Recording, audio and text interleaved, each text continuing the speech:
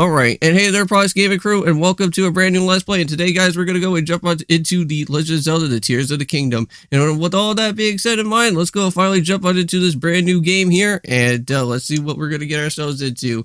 Now, just want to point this out, that if you guys are new to the channel and all that other stuff, I always like to go and introduce myself to you guys so that you can go and kind of learn a little bit about myself and all that other good things. So basically, I am Proxify. I am a variety content Let's Player. I go and play anything that is old school related or even new school related. I kind of don't really go and jump into the new school type of games all that too much, unless if it's like a really anticipated game that everybody is like really excited for, even including out here with Tears of the Kingdom, which I know that there's a lot of other YouTubers that are out there that are playing this game right now, and I believe that they already probably are like halfway into this game at this point, or even like maybe like a few more like other feet away from where I am right now. But here we are, we're at the very beginning of our time within the cutscene, and I know that everything's voice acted, so I'm going to let it play out here for you guys anyway, so enjoy it. This strange gloom keeps getting thicker.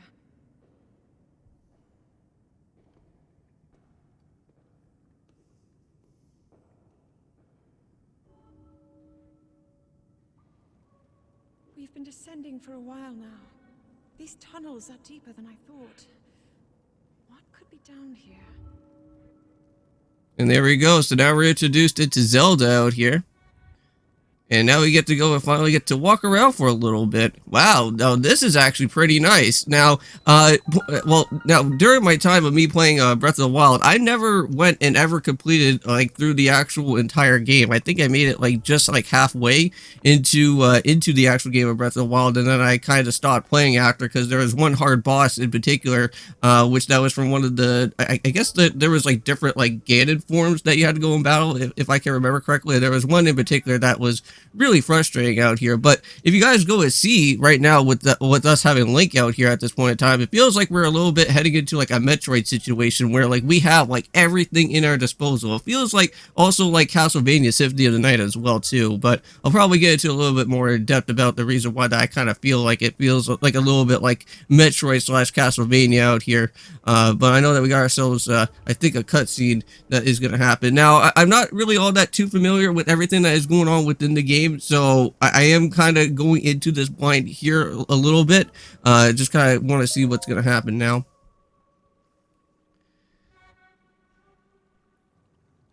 People have been falling ill after coming into contact with the gloom drifting through these caverns. Though here it seems almost misty and not concentrated enough to harm us. We'll keep going, with it coming up from beneath Hyrule Castle.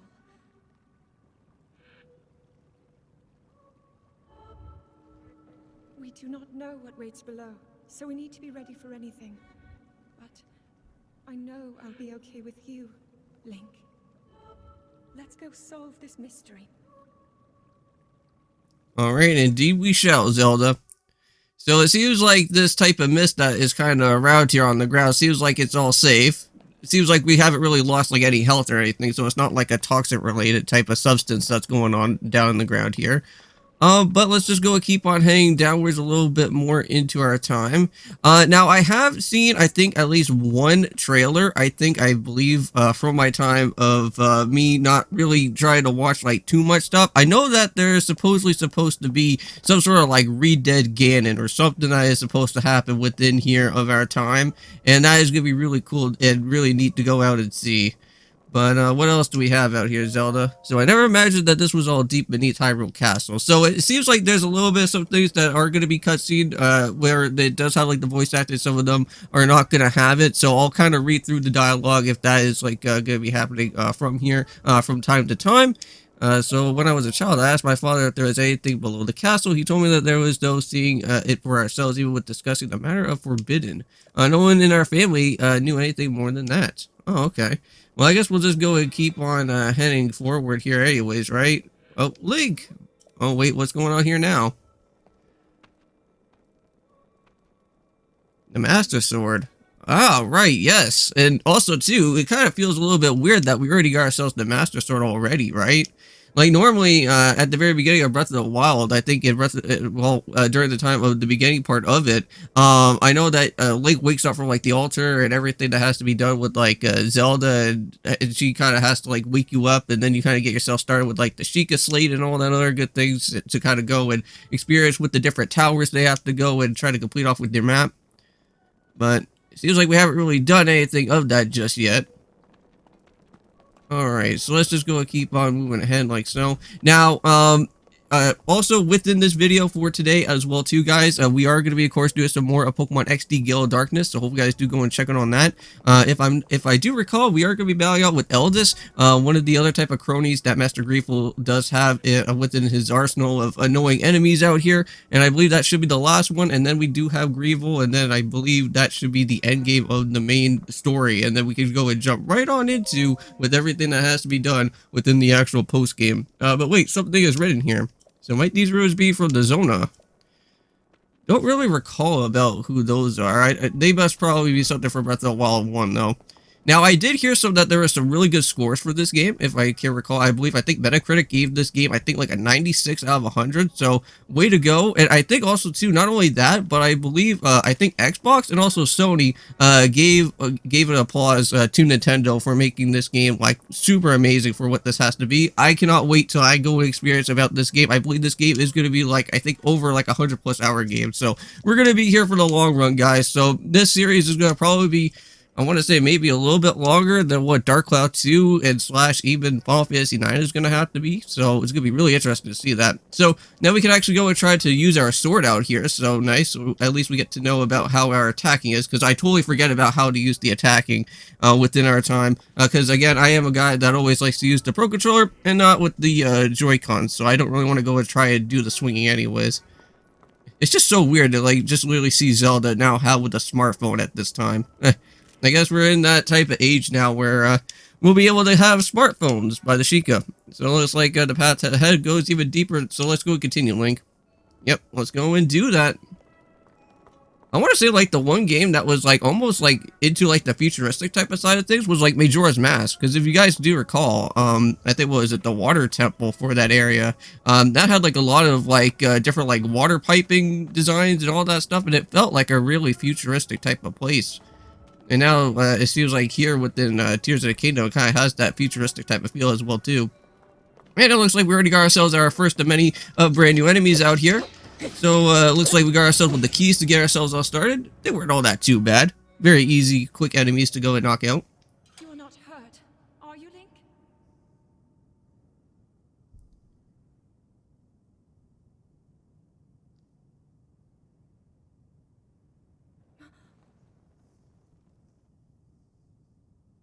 Look at these murals.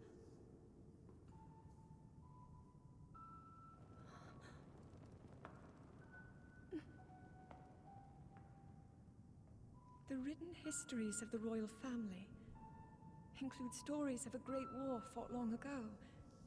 It was a conflict between allied tribes and someone only ever referred to as the Demon King. Is it possible? Do these murals depict the same legend?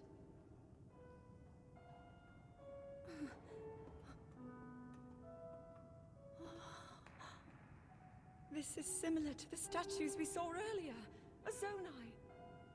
And these figures look like Hylians. This depiction certainly suggests that the Zonai descended from the heavens.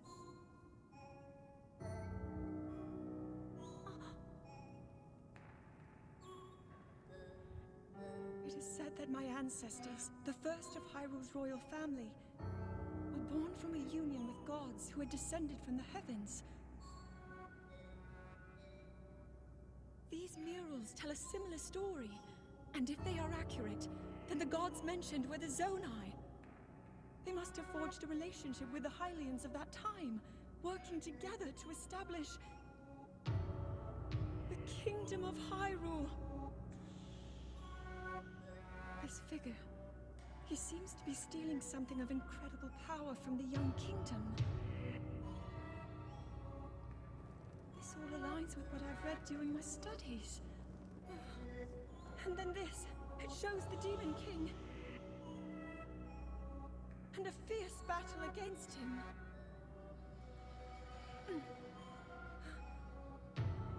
If the creature depicted here really does represent the Demon King, then... Oh. Incredible!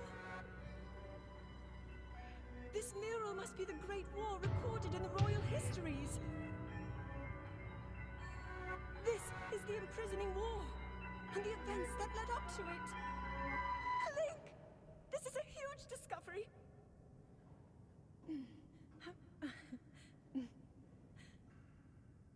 All right then, now to use this invention of Pura's. I'm glad I didn't leave it behind. It's so easy to record. You point it and click. Oh. It looks like the rest of the murals are obscured.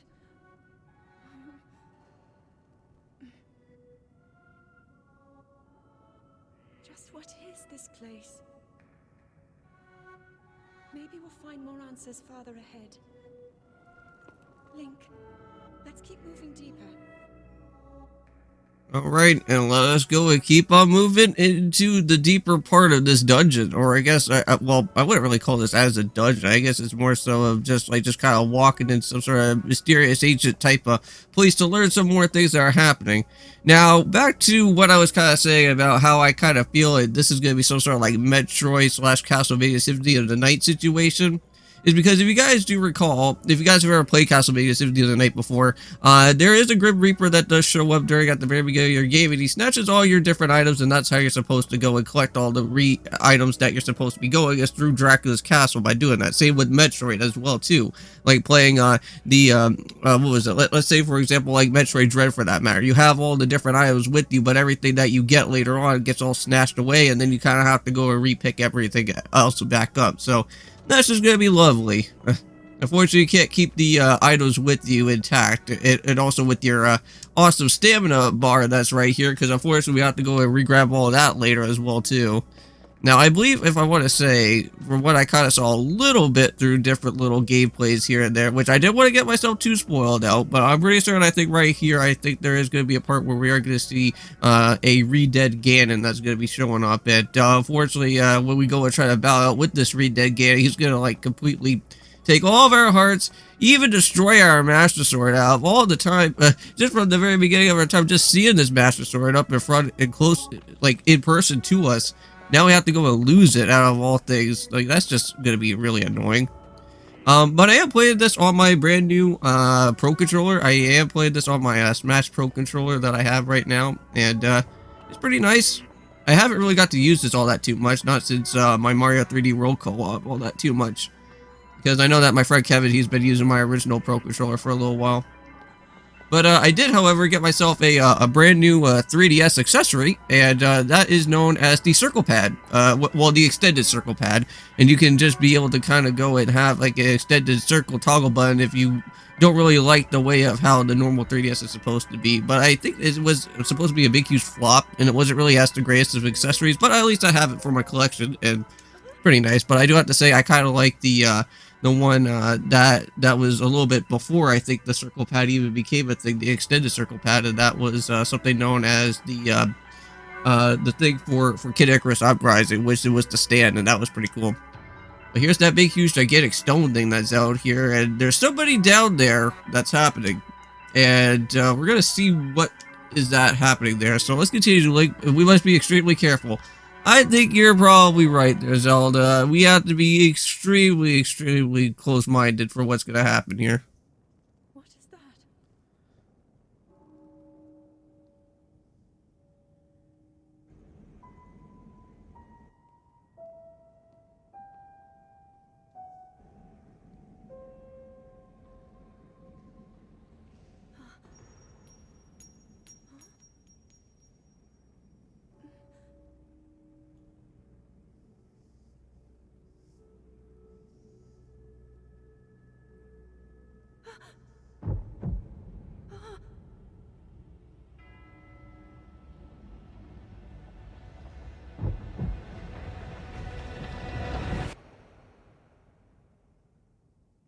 Well, that is just absolutely creepy. Oh my god. And then, yep, I literally knew it. All of our hearts are going to be gone except for 3. How lovely. I don't think that Master Sword is going to do jack, because now the whole entire sword is completely gone. Well, he just leaves him just a little bit of a scuff, but completely regenerates. Everything's fine. The sword that seals the darkness. The blade that shatters so easily against my power cannot save you from me. Zelda. You who carries that fragile sword. A link. Raru placed his faith in you. And that was all you could do. How do you know our names?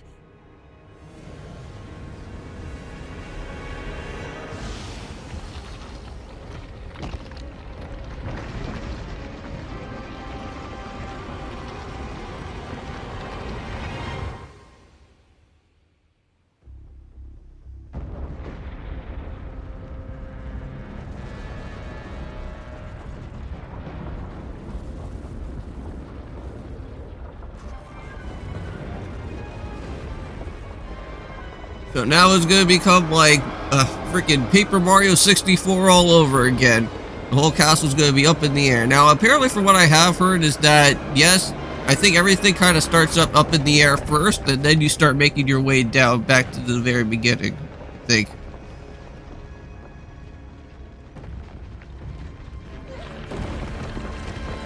Oh no, Zelda.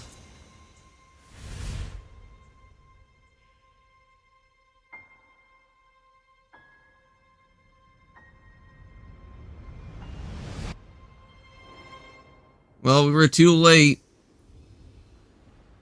Well, hopefully we can go at least find her at some point, but... Whoa, who's this mysterious hand?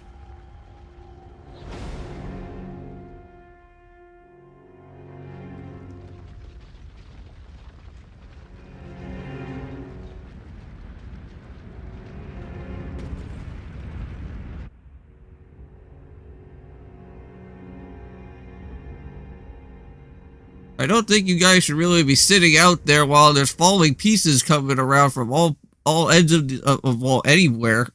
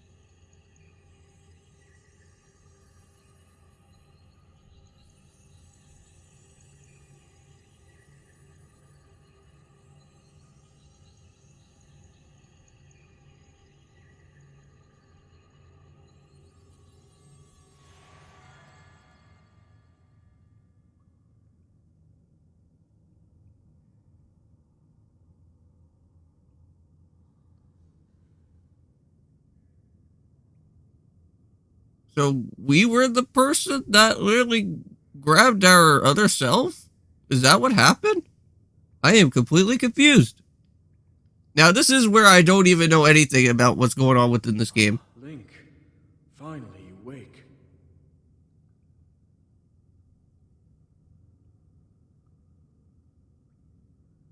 I've heard a great deal about you from Zelda.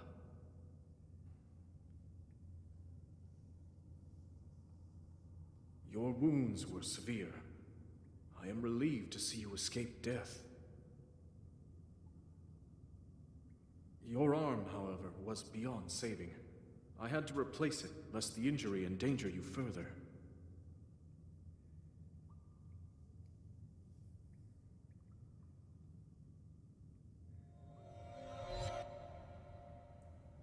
Our Master Sword.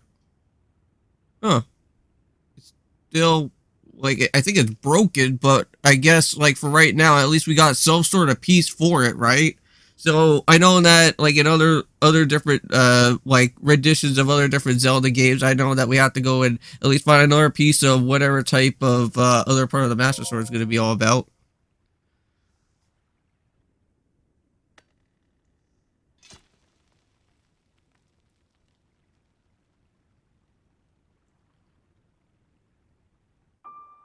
So there we go. So we got ourselves with a decayed Master Sword. So at least that's something for our inventory right there, even though that it's basically something that we can't go and use, I don't think yet, right? Well, I guess we can probably kind of use it to, like I guess, like kind of knock down a few of these annoying type of vines that are out here and around. Now, judging by the time that I do see out here, I wonder if I can just go and save, like, right away, can I? I wonder how that's supposed to work.